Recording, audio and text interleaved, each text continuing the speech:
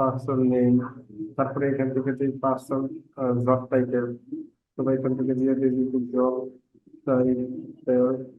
তারপরে দেখেন এখান থেকে যদি দিই যে আমাদের কোম্পানি অ্যাড্রেস, এখান থেকে আমরা দিচ্ছি কোম্পানি অ্যাড্রেস। আর এটা হচ্ছে আমাদের রেস্টুরেন্ট নেম, রেস্টুরেন্ট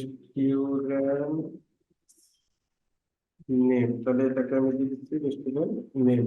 ওকে বন্ধুরা, তারপরে দেখেন এটাকে আমি পুরো কলামটাকে এখান থেকে সিলেক্ট করব, সিলেক্ট করে জাস্ট এটাকে আমি একটু পরে নিয়ে বসাই, এটাকে কাট করি, কাট করে নিয়ে এখান থেকে আমি এটাকে এদিকে বসাই, তাহলে হচ্ছে আমার এটা দেখতে আরো বেশি ভালো লাগবে। তাহলে এখন হচ্ছে এই যে পেস্ট, আমরা এখান থেকে পেস্ট করে দিলে এটা এখান থেকে বসে যাবে। তারপরে আমরা এখান থেকে যেটা করতে পারি যে এখন আমরা করতে পারবো যে হচ্ছে এখান থেকে এই কোম্পানি নেমটার পরে এখান থেকে আমরা বেশ কিছু কলাম নিয়ে নিই, যেমন পার্সনের জন্য ইনসার্ট ওয়ান কলাম লেফট, ওকে বামে আমরা আরেকটা কলাম নিলাম, আরো একটা কলাম নেই ইনসার্ট ওয়ান কলাম লেফট। কেন নিয়েছি, কারণ এখান থেকে এখন আমরা যে জিনিসগুলো করবো যে এখানে এখন আমরা লিখবো যে পার্সন ইমেল, তাহলে এখান থেকে আমরা লিখে দিই যে পার্সন, পার্সন ইমেল। তারপরে এখান থেকে লিখবো পার্সন ফোন নাম্বার,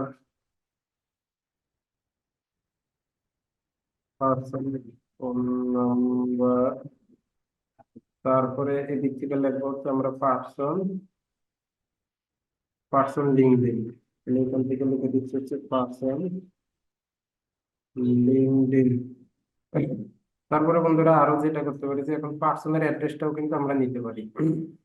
পার্সনের অ্যাড্রেসটা নেওয়ার জন্য আমি এখান থেকে এই যে 12 কলাম, অ্যাড্রেসটার জন্য আমার 3টা কলাম দরকার হবে।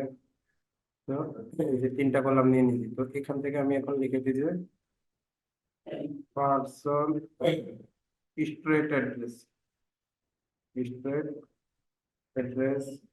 তারপরে দিচ্ছি পার্সন সিটি, এখান থেকে দিয়ে দিচ্ছি পার্সন সিটি, এখান থেকে দিচ্ছি পার্সন স্টেট, তাহলে আমি এখান থেকে দিচ্ছি পার্সন স্টেট, এখান থেকে আরেকটা কলাম দিচ্ছি আমি পার্সন জিপ,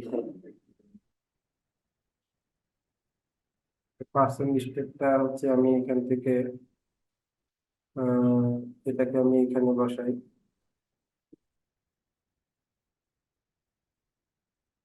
তারপরে এখানে দিব জিপ কোড, তাহলে পার্সনের জিপ কোডটা বসাবো।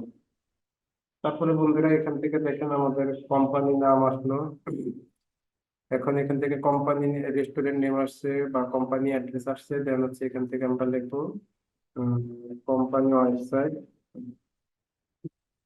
Company website. দেন হচ্ছে এখান থেকে লিখবো হচ্ছে কোম্পানি,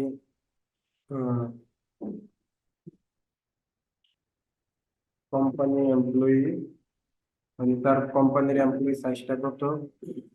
তারপরে এখান থেকে কোম্পানি ফাউন্ডেড, অর্থাৎ কোম্পানিটা কবে ফাউন্ডেড হয়েছে, তো আমি এখান থেকে দিয়ে দিচ্ছি কোম্পানি